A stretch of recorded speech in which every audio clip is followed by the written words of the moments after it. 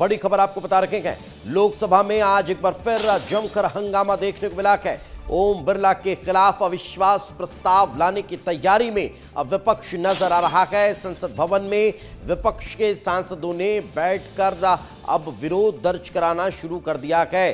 बार बार सदन स्थगित होने पर चर्चा की है, बैठक की गई है संसद परिसर में। बैठक में राहुल गांधी भी मौजूद रहे हैं। हंगामे के बाद लोकसभा की कार्यवाही स्थगित होने को अब लेकर भी यहां मंथन किया गया है। तो वहीं आरोप लगाए गए हैं लोकसभा अध्यक्ष ओम बिरला पर कि वे विपक्ष को बोलने नहीं देते हैं। और इतना ही नहीं, अब विपक्ष ने बैठक करके अविश्वास प्रस्ताव लाने की तैयारी शुरू कर दी है।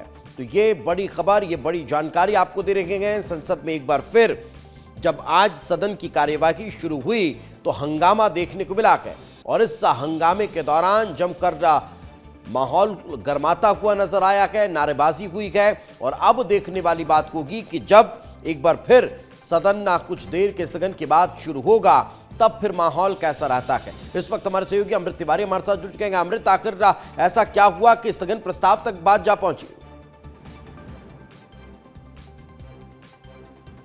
जिस तरह से विपक्ष जो है अपने शर्तों को लेकर खड़ा है, मुद्दों को लेकर खड़ा है, उसके आधार पे ही यह सारे के सारे जो है बवाल देखने को मिल रहे हैं। लगातार पिछले हफ्ते हमने देखा कि जिस तरह से सदन की कार्रवाई स्थगित हुई और विपक्ष ने जिस तरह से आरोप लगाया कि सरकार उन्हें बोलने नहीं दे रही है, जो मुद्दे वो उठा रहे हैं उनमें कहीं ना कहीं मीन मेख निकाल करके उनके मुद्दों को जो है टाला जा रहा है। हालांकि सारा जो विवाद है वो राहुल गांधी के उस टिप्पणी से शुरू हुआ जिसमें उन्होंने एम नरवणे की पुस्तक रिटायर्ड जनरल उनके किताब जिसमें उन्होंने एक हवाला दिया जिसमें चीनी टैंकों के भारतीय सीमा में दाखिल होने का आरोप है। लेकिन ये कहा गया कि चूंकि यह किताब पब्लिश नहीं है तो इसका हवाला राहुल गांधी सदन के भीतर नहीं दे सकते और यहीं से बवाल जो है शुरू हुआ और जो है अभी तक वो चल रहा है। आज मल्लिकार्जुन खड़गे के दफ्तर में जब यह बैठक हुई एक विपक्षी दलों की, उसी में यह फैसला तय हुआ कि देखिए अभी तक जिस तरह से सरकार का रवैया रहा है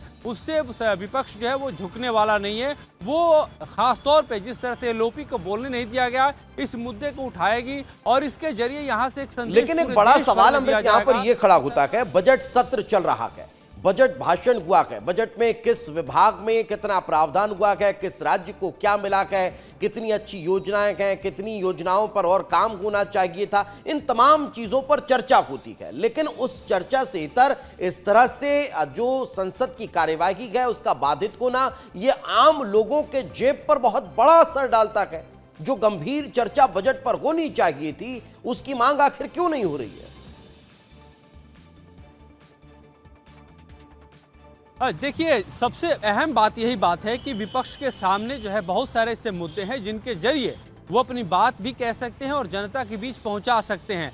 हमने देखा कि पिछले दिनों किस तरह से प्रधानमंत्री मोदी ने जिस तरह से अपनी बात राज्यसभा में रखी और लोकसभा में जो हंगामा रहा उसको किस तरह से उन्होंने टैकल किया राज्यसभा में और एक तरह से पूरे देश में जो संदेश दिया वो देखने लायक था और विपक्ष को भी उससे सीखने लायक था। विपक्ष के पास भी मौका है कि वो बजट सत्र को लेकर के उसका उपयोग ऐसे करे जिससे अपनी बात राष्ट्र के कोने कोने तक पहुंचा सकता है। लेकिन शायद विपक्ष के दिमाग में यह बात नहीं आ रही है या फिर जो उनके नीति निर्धारक हैं जिनके भीतर कहा जाए कि जो राजनीतिक समझ होनी चाहिए कि अपनी अगर राजनीति करनी है तो संसद से लेकर सड़क तक कैसे बात पहुंचाई जाए, शायद वो तैयारी होनी चाहिए, एक प्लान होना चाहिए। उस प्लान वे में अगर काम होगा तो शायद आम लोगों तक वो मसला पहुंचेगा, आम लोगों तक वो जानकारियां पहुंचेंगी। लेकिन शायद उसका अभाव फिलहाल नजर आता है।